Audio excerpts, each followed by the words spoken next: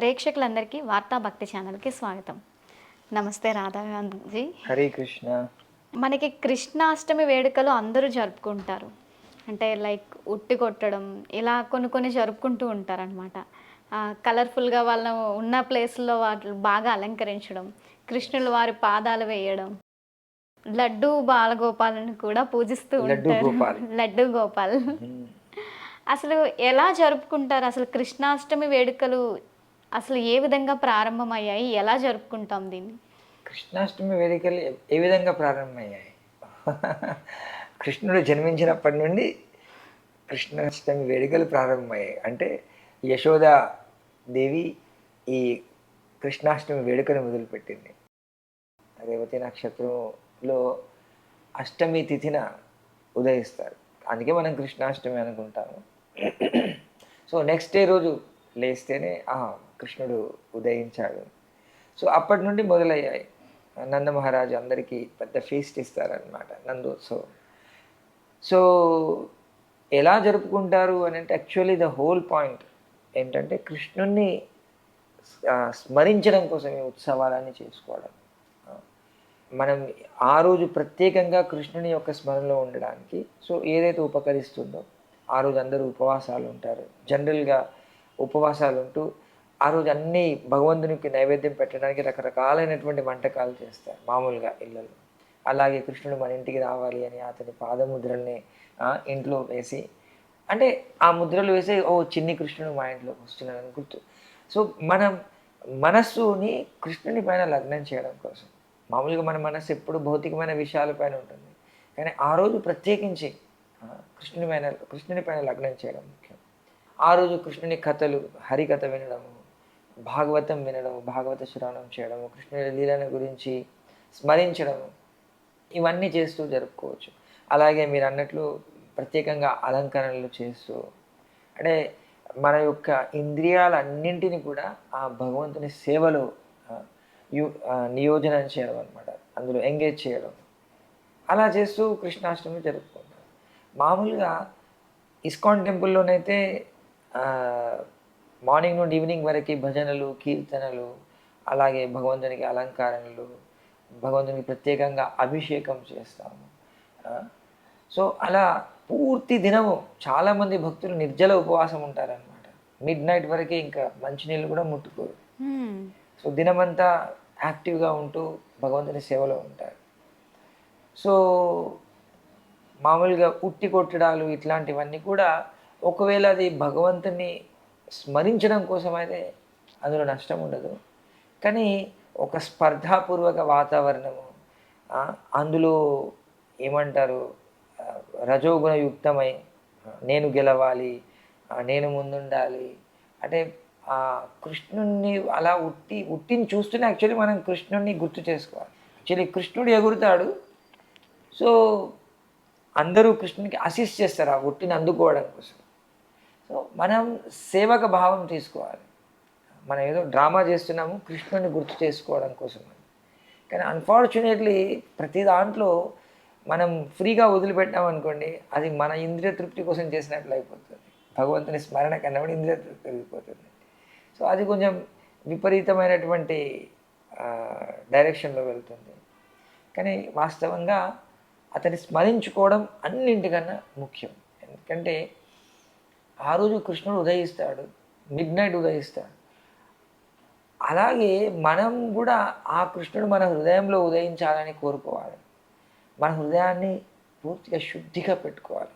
ఆ రోజు ఇంకెటువంటి మనం కామ, క్రోధ, లోభ, మోహ, మద, మాత్సర్యాదులకి లోను కాకుండా పెట్టుకోవాలి. అలా పెట్టుకోవాలి అంటే అతని సేవలో ఎంగేజ్ అయ్యింది. Very easy. కృష్ణుని సేవలో ఉన్నామా మన హృదయం ఆటోమేటిక్గా ప్యూర్గా ఉంటుంది, శుద్ధిగా ఉంటుంది. సో ఆ శుద్ధికరమైన వాతావరణం మనం హృదయంలో నిలపడానికి శతవిధాల ప్రయత్నించాలి జన్మాష్టమి రోజు. అలా చేసినప్పుడు మన హృదయంలో అట్లీస్ట్ మిడ్ నైట్ వరకు అతను దర్శించుకోవచ్చు. ఉట్టి చూసినంత మాత్రానే మనకి కృష్ణుల వారు గుర్తొస్తారు. మీరు అన్నది నిజమే. ఎక్కడన్నా మనం కుండలను చూసి ఉట్టి చూస్తే మనకి వెంటనే గుర్తొచ్చేది కృష్ణుల వారే, అతని లీలలు ఇవన్నీ గుర్తొస్తాయి. అలాగే మీరు చెప్పినట్టు చూస్తే కృష్ణుల వారే ఉట్టిని కొడతారు. అందరూ కూడా అందుకు సహకరిస్తారు అతనికి. అంతే తప్ప నేను కొడతానంటే నేను కొడతానని చెప్పి ఎవరు కూడా కాంపిటేటివ్ మోడ్‌లో ఎవరు వెళ్లరసలు. అంటే అదొక పోటీ జనరల్‌గా తత్వంతో ముందుకి చాలా చోట్లలో వెళ్లరు. పోటీలు పెడతారు. ఆ పోటీ తత్వంతో ఎవరు వెళ్లరు. వెళ్ళకూడదు. ఎవరైనా వెళ్తే వెళ్ళకూడదు. ప్లస్ అదున్న ఒక డ్రామా లాగా చేసుకొని హ్మ్. ఆ యొక్క లీలని గుర్తు తెచ్చుకోవాలి. కృష్ణుడు అలా ఎగిరి అంతేగాని దాన్ని అదే పనిగా ఒక పెద్ద కాంపిటీషన్ లాగా చేసి గ్రూప్స్ చేసుకొని వస్తారనమాట. ఎవరు దీన్ని కొడతారు అది అంత మంచి ఆరోగ్యకరమైన వాతావరణం ఉండదన్నమాట దాంట్లో. మీరెలా కృష్ణ భగవానుడిని కృష్ణాష్టమి రోజు ఆరాధిస్తారు? మేమైతే శ్రవణం, కీర్తనం, విష్ణు స్మరణం, అర్చనం, వందనం, అతని సేవ, దాస్యం అలా నవవిధ భక్తితోనే మేము చేస్తామన్నమాట. సో ఉదయం నుండి కృష్ణుడి లీలలు వింటూ కీర్తన పాడుతూ అందరూ రకరకాల డివోటీస్కి రకరకాల సేవలు ఉంటాయి. వాళ్ళందరూ సేవ చేస్తూ దినమంతా ఇంకా టెంపుల్ సరౌండింగ్స్లో లేకపోతే వాళ్ళ ఇంట్లో ఉంటే ఇంటి సరౌండింగ్స్లో అలా గడుపుతారనమాట. నేను ఉట్టికి వ్యతిరేకమని కాదు, కానీ అందులో ఏమన్నా విపరీతమైన భావాలు వచ్చినప్పుడు దానికి వ్యతిరేకం. అంటే మనం ఒక పోటీ తత్వంతో కాకుండా ఒక భక్తి భావంతో జరుపుకోవాలి దాన్ని. ఇప్పుడు మీరు అన్నట్టు దాన్ని మనం గుర్తు చేసుకోవాలి. ఓకే, కృష్ణుల వారు ఉన్నప్పుడు ఎట్లా జరిగేది, ముందుగానే కృష్ణుల వారికి మాత్రమే ఆ ఉట్టి కొట్టడానికి వాళ్ళు ఇచ్చేవాళ్ళు. సో కృష్ణుల వారు ఉట్టి కొడుతుంటే వేషం వేసి డ్రామా వేస్తారు. ఒకరిని ఎక్కించి అతను ఎక్కి దాన్ని కొట్టినట్లు, తర్వాత వెనక నుండి యశోదామాత చేతిలో కర్ర పట్టుకొని కృష్ణుని వెంటాడినట్లు అలా డ్రామాలు చేసుకొని అలా ఆ లీలని గుర్తు చేసుకోవాలి. అంతే తప్ప మనలో మనం ఇలా పాడకూడదు. అంటే మన ఇంద్రియాలకు మనం లోనవ్వకూడదు అంట. అలాగే కృష్ణుల వారి లీలలు అనేవి చాలా ఆనందకరంగా ఉంటాయి. అంటే ఆ లీలల్లో ఉన్న ఆధ్యాత్మికత ఏమైనా ఉందంటారా ప్రతి లీలల్లోని? అంటే ఇప్పుడు గోపికల వస్త్రాలు అపహరించడం కానీ, సుధాముల వారి విషయంలో కానీ, ఇలా కొన్ని కొన్ని చాలా చెప్పుకుంటే కృష్ణుల వారి లీలలు చాలా ఉన్నాయి. అంటే వాటిలో ఉన్న ఏంటి ఆధ్యాత్మిక రహస్యం ఏంటి? భగవద్గీతలో ఒక శ్లోకం ఉంటుంది 4వ అధ్యాయంలో, జన్మ కర్మ చ మే దివ్యం ఏవం యో వేత్తి తత్వతః త్యక్త్వా దేహం పునర్జన్మ నైతి మామేతి సోర్జున. ఎవరైతే భగవంతుని యొక్క జన్మ, అతని యొక్క కార్యాలు దివ్యమైనవని విశ్వసిస్తారో, అర్థం చేసుకుంటారో, వారికి ఈ శరీరాన్ని వదిలిపెట్టిన తర్వాత మళ్ళీ ఇంకో శరీరం దొరకదు. అంటే వారికి ఇంకో శరీరం రాదు, వాళ్ళు ఆధ్యాత్మిక లోకానికి వెళ్తారు. వాళ్ళకి పునర్జన్మ అంటూ ఉండదన్నమాట, ముక్తికి దొరుకుతుంది. సో కృష్ణుని లీలలో భగవంతుడు చాలా అమోఘమైనటువంటి దివ్యమైనటువంటి లీలలు చేశారు. ఆ లీలా స్మరణ వల్ల కృష్ణుడు అతను మామూలు వ్యక్తి కాదు, అతను అసలు దివ్యమైనవాడు. అతని జన్మ ఎలా అవుతుంది? అతను అనుకునే అక్కడ జన్మిస్తాడు. ఎలా జన్మిస్తాడు? 4 భుజాలతోనే అన్ని ఆర్నమెంట్స్ ఉండేవి, అంటే ఆభరణ భూషితమైన పీత వస్త్రాలు వేసుకొని, అసలు దేవకి వసుదేవులు చూసేసి అరే ఇలా వచ్చేసాడే, మామూలుగా రాలేదు. వస్తూనే తల్లిదండ్రులతో మాట్లాడతాడు, నన్ను బృందావనానికి తీసుకెళ్ళండి. జైల్లో ఉంటాడు, కానీ జైలు ద్వారాలన్నీ తెరుచుకుంటాయి, అందరూ నిద్రపోతారు, భయంకరంగా వర్షం పడుతుంది. ఆ వర్షం నీరు కృష్ణునికి తగిలితే తడిచిపోతాడని చెప్పేసి వెనక నుండి అనంతశేషుడు వచ్చేసి అతనికి రక్షణగా వస్తాడు. ఇవన్నీ ఈ లీలలన్నీ వింటుంటే మనకి ఏమనిపిస్తుంది? కృష్ణుడు భగవంతుడు, అతని లీలలన్నీ చాలా దివ్యమైనవి అని. సో ఆ లీలలతో మనం తెలుసుకునే కృష్ణుడు, అతనికి సంబంధించినవన్నీ కూడా దివ్యమైనవి అని. అది ఒక్కటి అర్థం చేసుకుంటే చాలు, మనకి ముక్తి దొరుకుతుంది. ఇంక వేరే ఏం చేయక్కర్లేదు. అంటే అది తత్వతః మనం అర్థం చేసుకోవాలి. అతను గోపికల యొక్క వస్త్రాలను అపహరించాడు. గోపికల వస్త్రాలు ఏంటి? అతను అన్నింటికీ స్వామి, అందరికీ స్వామి. అతను ఏమైనా చేయొచ్చు. ఫస్ట్ థింగ్, అతను ఏం చేసినా చెల్లుతుంది. కానీ గోపిక వస్త్రాల గురించి వచ్చినప్పుడు అందరూ తప్పుగా అర్థం చేసుకుంటారు. అరే ఇతను ఏదో గోపికలకు వెళ్ళి ఏమంటారు, వాళ్ళతోనే అసభ్యంగా ప్రవర్తించాడు, వాళ్ళకి అసౌకర్యాన్ని కలిగించాడు అని అనుకుంటాం. సో కానీ నిజంగా అలా చేశాడా? మీరేమనుకుంటారు? ఖచ్చితంగా దాని వెనకాతల ఏదో ఉండే మర్మం ఉంటుంది. ఉండుంటుంది. యాక్చువల్గా ఈ సినిమాలు వీళ్ళందరూ పూర్తి స్టోరీని చెప్పారనమాట. మసాలా మాత్రం చెప్తారు మనకి. అందులో ఉన్న మర్మం చెప్పరు. వాళ్ళకి మసాలాతోనే డబ్బులు వస్తాయి, అంతవరకే. మర్మం చెప్తే డబ్బులు వచ్చే పని అయితే వాళ్ళు మర్మం చెప్తారు. మర్మం గురించి అందరికీ అంత పట్టదు. ఒరిజినల్గా ఈ గోపికలందరూ కూడా నెల రోజులు కాత్యాయని వ్రతం చేస్తారు. ఆ నెల రోజులు వాళ్ళు చాలా భీకరంగా కాత్యాయనికి వర్షిప్ చేసి ఆఖరి రోజు వాళ్ళు ఇంకా ఆ వ్రతం ఎందుకు చేస్తారు? కృష్ణుడు మా భర్త కావాలి అని వ్రతం చేస్తారు. ఓకే, సో నెల రోజులు అయిపోతుంది, ఇంకా పూర్ణాహుతి ఆ రోజు లాస్ట్ రోజు వాళ్ళందరూ వెళ్ళి యమునలో స్నానం చేయాలి. సో స్నానం చేయడానికి వెళ్తారు. సో ఇప్పుడు కృష్ణుడు కాత్యాయనిని వర్షిప్ చేశారు కాబట్టి కృష్ణుడు వాళ్ళ యొక్క కోరికను తీర్చాలి. మరి కోరికను ఎలా తీర్చాలి? అంతమందిని ఒకేసారి కోరికను తీర్చాలి. సో మనం చేసే కార్యాలు మన లెవెల్లో ఉంటాయి, కృష్ణుడు చేసే కార్యాలు మనకి అందని ఊహకు కూడా అందవు. వాళ్ళందరూ నగ్నావస్థలో ఉన్నప్పుడు వాళ్ళని చూస్తారు. ఓన్లీ భర్తనే ఒక స్త్రీని నగ్నావస్థలో చూడడానికి అర్హుడు. సో వాళ్ళని చూశాడంటే అతను భర్త అయిపోయినట్లే. సో వాళ్ళందరినీ ఆ స్థితిలో తీసుకొచ్చి వాళ్ళని భార్యలుగా స్వీకరిస్తారు. వాళ్ళెవ్వరు కూడా కృష్ణుని దగ్గర అసౌకర్యానికి గురిగారు, వాళ్ళందరూ నవ్వుతారు అంతే. తర్వాత కృష్ణుడు వాళ్ళని ఏమైనా చేస్తాడా? అది చేయడు. తర్వాత వాళ్ళని వదిలిపెట్టేస్తాడు. వాళ్ళకి కృష్ణుడికి ఏం సంబంధం లేదు. సో కృష్ణుని యొక్క కార్యాలన్నీ కూడా దివ్యమైనవి అన్నమాట. అందులో ఎటువంటి భౌతికమైన వాసన లేశ మాత్రం కూడా ఉండదు అన్నమాట. భక్తులు ఇది కోరుకున్నారు అంటే భక్తులకి దాసుడు కృష్ణుడు. సో వాళ్ళ కోరికను తీరుస్తాడు అంతే. వాళ్ళ కోరికను తీర్చేశాడు, తన మట్టుకు తను వెళ్ళిపోయాడు. అక్కడే ఉండలేదు ఇంక కృష్ణుడు. ఇది దాని వెనక మర్మం. మైకేల్ జాక్సన్ వచ్చాడంటే, బాంబేకి వచ్చాడు ఎప్పుడు 90sలో, వేల మంది అమ్మాయిలను వెంటబడ్డారు. సో మరి కృష్ణుడు ఎంత అందగాడు అసలు. అతనికి అసలు లోకమందరూ అతను వెంటబడతారు. అందరూ అంటే అది భక్తులు మెయిన్గా అతను వెంటబడతారు. అండ్ అతను అందరినీ స్వీకరిస్తాడు. There is nothing. అండ్ అతన్ని దీనికి కూడా భౌతికంగా ఎక్కడ దేనికి టచ్ కూడా చేసి స్పృశించాడు. ఆయన ఎప్పుడు అతీంద్రియంగానే ఉంటాడు అనమాట. ఇది అర్థం చేసుకోవాలి. అలాగే ఆయన గోవర్ధనగిరిని ఎత్తుతాడు, చూపెడతాడు. నేను చూడు అసలు 7 రోజులు పర్వతం నా చిటికిన వెళ్ళి గోటి పైన నిలబడింది, అలానే నిలబడింది. దాని అసలు వెయిట్ ఒకటి, బ్యాలెన్స్ ఒకటి, అతన్ని ఎలా పైకి లేపాడు, ఎన్నో ప్రశ్నలు వస్తుంటాయి మరి. కానీ అవన్నీ మన యొక్క భౌతికమైన ఇంద్రియాలకు సంబంధించింది కాదు, అతీంద్రియమైన విషయం అది. సో కృష్ణుడు చేసింది దివ్యం.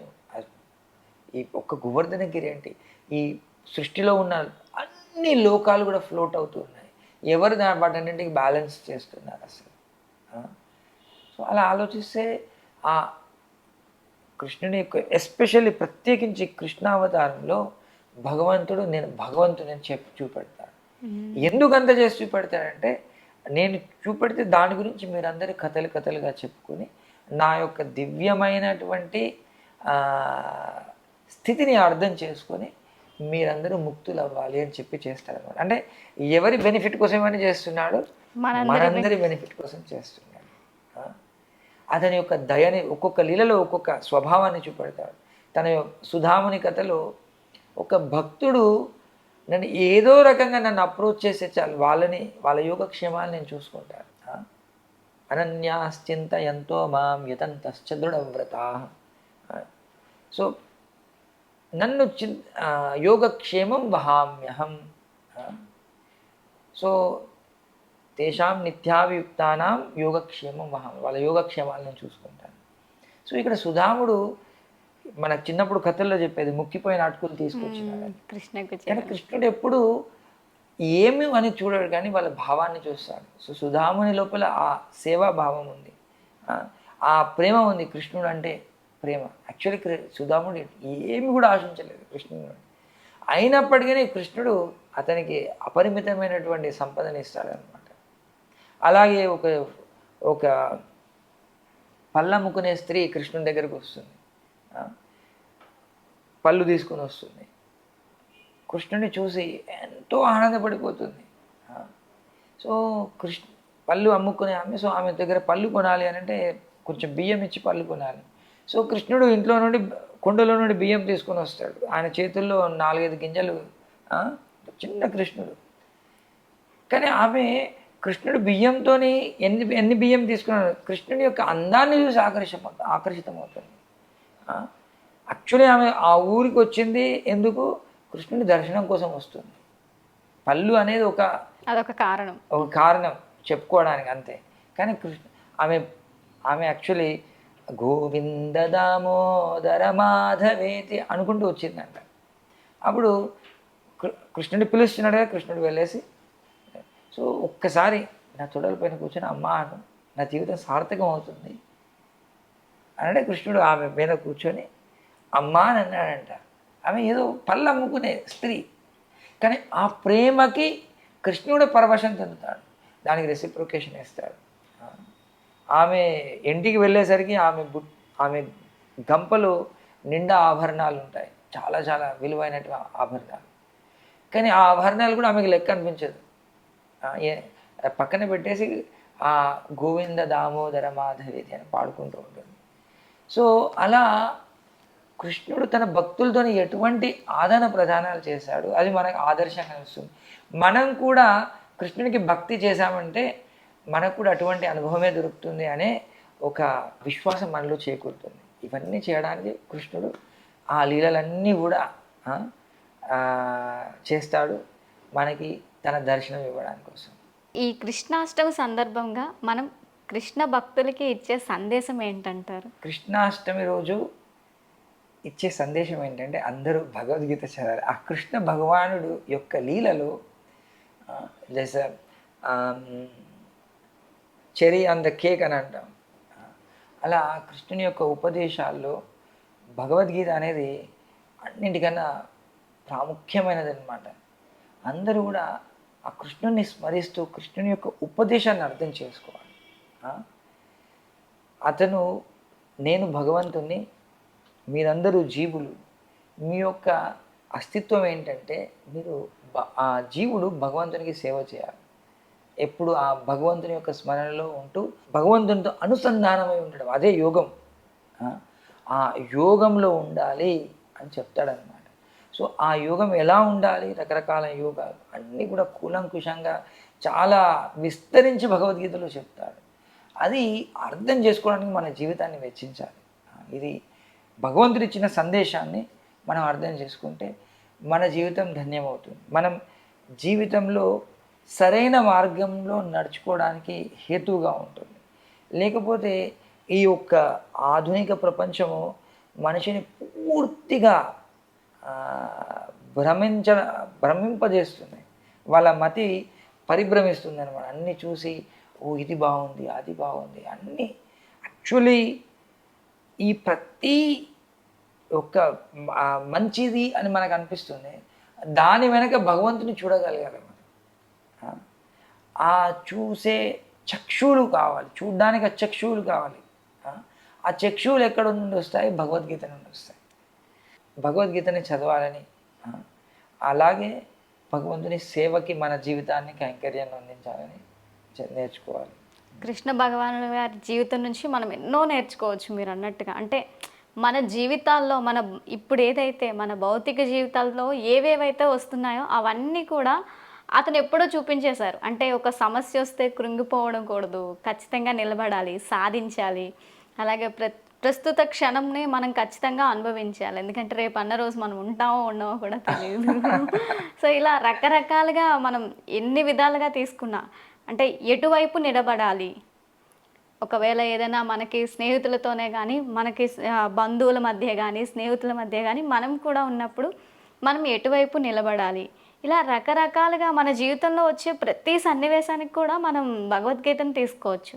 సో అలానే మీరు చెప్పినట్టుగా కృష్ణుల వారు అంటే ఆ బయట తత్వాన్ని కాకుండా, ఇప్పుడు మీరు అన్నారు అంటే మాయలో పడిపోకూడదు అని. అంటే మనం ఒక మనిషిననే కాదు దేన్నైనా చూసేటప్పుడు దాన్ని రూపాన్ని దాటి చూడగలగాలి. అప్పుడు ఖచ్చితంగా మనకి ఆ అవేర్‌నెస్ అనేది కొంతలో కొంత వస్తుంది అనుకుంటా. యాక్చువల్లీ రూపాన్ని దాటి చూడాలి అని అంటే, ఇప్పుడు ఉదాహరణకి మొబైల్ ఉంది, ఉట్టి డబ్బా, కానీ ఇందులో ఎన్నో ఉంటాయి ఫీచర్స్. అలాగే మనకి భగవంతుడు అనేది ఒక తత్వం. అందులో రూపము, అతని గుణాలు, అతని లీలలు, అతని విభూతులు, అతనికి సంబంధించిన సంగత్వంలో ఉండే భక్తులు అన్నీ కూడా అందులో వస్తాయి. సో ఇది అర్థం చేసుకోవాలి. అలాగే మనం కూడా అతని యొక్క సేవకులమని అర్థం చేసుకోవాలి. భగవద్గీత యాక్చువల్గా మనని ఒక ఆధ్యాత్మికవాదిగా తయారు చేస్తుంది. భగవద్గీతలో అందరు అనుకుంటారు చంపమని చెప్పాడు అని, అందరినీ చంపమని చెప్పాడని. వాస్తవంగా చంపడానికన్నా ముందు కూడా అతనికి ఆత్మజ్ఞానాన్ని ఇస్తాడనమాట. అంటే అందరూ ఆత్మలు అని. సో మనం ఈ జీవితంలో బ్రతుకుతున్నప్పుడు కూడా ఒక్కవేళ మనం ఆ జ్ఞానంతో బ్రతుకుదాం అనుకోండి, మనం ఎప్పుడు కూడా కరెక్ట్ చాయిసే చూస్ చేసుకుంటాం, కరెక్ట్ సరైన పథంలోనే ఉంటాం. సమస్య ఎక్కడ వస్తుందంటే మనం అది మర్చిపోయి మనం ఈ భౌతిక లోకానికి సంబంధించిన వాళ్ళము, మనం ఇక్కడి వాళ్ళమని అనుకుంటాం. మనం యాక్చువల్లీ ఇక్కడి వాళ్ళం కాదు, మనం అందరం కూడా అతని దగ్గర నుండి వచ్చిన వాళ్ళమే, అతని యొక్క అంశలం మనం. మనం ఈ భూమి యొక్క అంశ కాదు, మనం నీరు యొక్క అంశ కాదు, మనం ఆకాశం యొక్క అంశ కాదు, అగ్ని యొక్క అంశ కాదు, మనం వాయువు యొక్క అంశ కాదు. మనం ఇక్కడ ఎవరి అంశం? మనము భగవంతుని యొక్క అంశం. ఈ శరీరము పంచభూతాలతో చేయబడింది, కానీ ఆ పంచభూతాలు కూడా ఏంటివి? అతని యొక్క శక్తి. భూమి రాపో నలో వాయు ఖమ్మనో బుద్ధిరేవచ అహంకార ఇతి యమ్మే భిన్న ప్రకృతి రష్టద. ఇవన్నీ కూడా నా యొక్క శక్తులే అని చెప్తాడు భగవంతుడు.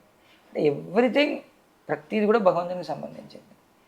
అప్పుడు మన యొక్క దృక్పథం అనేది, జీవన శైలి, విధానం అన్నీ వేరే ఉంటాయి. మనని మెయింటైన్ చేస్తున్న వాడు ఎవరు? యాక్చువల్లీ నేను మెయింటైన్ చేయట్లేదు, నా శరీరాన్నే అతను మెయింటైన్ చేస్తున్నాడు కదా. మనం శ్వాస తీసుకుంటున్నాం, మనం ఎప్పుడన్నా కానీ శ్వాస తీసుకోవడానికి ఎక్కడైనా ట్రైనింగ్ తీసుకున్నామా? ఎవరన్నా? లేదు. స్పెషల్ క్లాసెస్ వెళ్ళామా? సో అతను మనని మెయింటైన్ చేస్తున్నాడు, మనని పోషిస్తున్నాడు.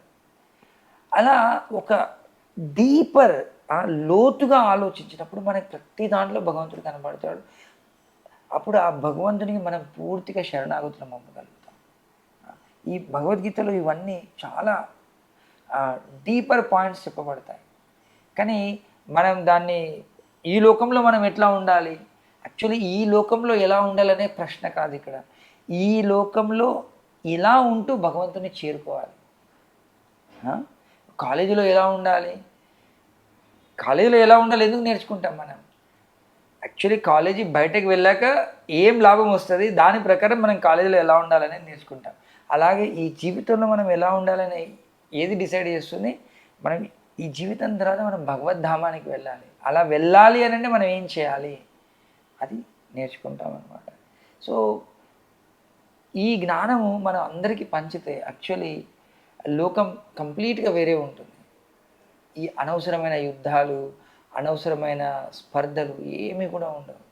అందరూ చాలా చాలా ఆనందంగా బతకగలరు, ఈ లోకంలో ఉంటూ కూడా ఆనందంగా బతకగలరు. అలాగే ఈ లోకాన్ని వదిలిపెట్టిన తర్వాత ఆనందానికి ఎక్కడ అవధులు ఉండవు. ఇంకా అంత సన్మార్గం అన్నమాట గీత బోధించేది. చాలా బాగుంది. అంటే కృష్ణుల వారి గురించి ఎంత విన్నా వింటూనే ఉండాలి. మీరు చెప్తా ఉంటుంటే నాకు అలా వినాలి అనిపిస్తుంది. చాలా చక్కగా చెప్పారు. అంటే కృష్ణాష్టమి రోజు అంతా కూడా కృష్ణుల వారి లీలల్లో మనం కూడా లీలమై, అలాగే భగవంతుణ్ణి స్మరిస్తూ మనం కూడా ముక్తి మార్గాన్ని చేరుకోవాలి అనేది చాలా చక్కగా చెప్పారు. ముక్తి మార్గంని చేరుకొని ముక్తిని కూడా పొందొచ్చు. అండ్ కలియుగంలో చాలా సులువు. మిగతా యుగాలు ఎప్పుడైనా కానీ ఐఐటీలో ఉండే క్వశ్చన్ పేపర్, ఇంజనీరింగ్ ఐఐటీలో చదువుతారు, మామూలు కాలేజీలో కూడా చదువుతారు. కానీ ఐఐటీలో ఉండే క్వశ్చన్ పేపర్ చాలా టఫ్గా ఉంటుంది, కానీ మామూలు కాలేజీలో ఉండే పేపర్ చాలా ఈజీగా ఉంటుంది కదా. అలాగే సత్యయుగంలో ఉండే వాళ్ళకి యజ్ఞాలు, యాగాలు, ధ్యానాలు అన్నీ చెప్పారు మిగతా యుగాలు. కానీ కలియుగంలో ఉండే వాళ్ళకి కేవలం భగవన్ నామస్మరణ, భగవన్ నామస్మరణ మాత్రేన ఆ దాంట్లోనే మనం ముక్తి పొందొచ్చు. అందుకే భగవద్గీతలో భగవంతుడు కూడా చెప్తాడనమాట, అంత్యకాలే చ మామేవ స్మరన్ ముక్త్వా కలేవరం యః ప్రయాతి సమద్భావం యాతి నాస్త్యత్ర సంశయ. అంత్యకాలంలో నన్ను స్మరించుకుంటే నా దగ్గరికి చేరుకుంటాం, అందులో ఎటువంటి సంశయం లేదని చెప్తాడు. సో మనం అతని స్మరణలో ఎలా ఉండాలనేది మెయిన్గా ఎప్పుడు ఆలోచించాలి అందరూ కూడా. ఈ రియల్ ఎస్టేట్, సినిమాస్ అవన్నీ వాటి స్మరణతో మనకు వచ్చే లాభం ఏమి ఉండదు, ఉల్టా ప్రాబ్లమ్స్ అవుతాయి. కానీ ఎందుకంటే నాకు లేదు అనే బాధ అవుతుంది కదా, అయ్యో నేను హీరోని కాలేకపోయాను అనే బాధ అవుతుంది, ఇంకేదైనా బాధ అవుతుంది దొరకనప్పుడు. కానీ భగవంతుని భక్తిలో అలా కాదు. భక్తి మార్గంలోకి అందరూ రావాలని ఆశిస్తాను. ఈవెన్ నరసింహస్వామి యొక్క భక్తులైన ప్రహ్లాదు కూడా ఇదే కోరుకుంటాడనమాట, నా కోసం నాకేమీ అవసరం లేదు, కానీ నేను ఒకే విషయం గురించి ప్రార్థిస్తాను. ఈ లోకంలో ఉండే వాళ్ళందరూ కూడా భ్రమకి గురై ఈ లోకంలో మేము భోగిస్తాము అనే ఒక భ్రమలో ఉంటూ అందరూ దుఃఖానికి లోనవుతున్నారు, వాళ్ళందరికీ ఎలా ముక్తి కలగాలి అని నరసింహస్వామికి ప్రార్థన చేస్తాడనమాట. వాళ్ళందరికీ ముక్తి నొసగమని చెప్పి ఇస్కాన్లో భగవద్గీతని కూడా ఇదే భావంతో ప్రచారం చేస్తారు, అందరికీ ఎలా లాభం కలగాలి, అందరూ కూడా ఈ సన్మార్గంలోకి వచ్చి వాళ్ళ యొక్క జీవితాన్ని ఎలా కృతార్థం చేసుకోవాలి అని మేము ఆశిస్తుంటాం. హరే కృష్ణ. హరే కృష్ణ విమల గారు.